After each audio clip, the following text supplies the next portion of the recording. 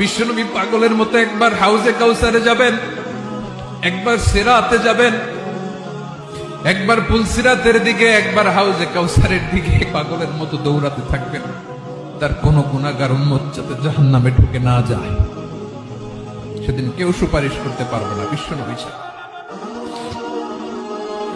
এজন্য 5 নম্বর আল্লাহ বললেন, মান যাল্লাযী ইয়াশফাউ ইনদাহু ইল্লা বিইযনিহি। কার সাহস আছে, কার এত বড় বুকের পাটা কিয়ামতের কঠিন দিন আল্লাহর সামনে দাঁড়িয়ে সুপারিশ করবে?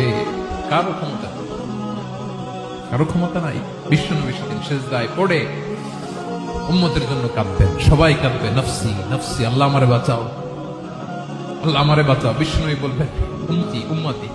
বিশ্বনবী আমার জন্য কাঁদবেন, আপনার জন্য কাঁদবেন, আমাদের জন্য সেদিন কেঁদে কেঁদে জাহান্নামের দরজায় দাঁড়িয়ে আমাদেরকে টেনে টেনে জান্নাতে ঢুকাবেন। এজন্য এই বিশ্বনবীর ভালোবাসা যেন আমাদের হৃদয়ে ভরপুর থাকে। আমার ভাইয়েরা, প্রতি শুক্রবার বিশ্বনবীর উপরে বেশি বেশি যেন আমরা দুরূদ পড়ি। আমরা যখন বিশ্বনবীর সালাম দেই, দুরূদ পড়ি,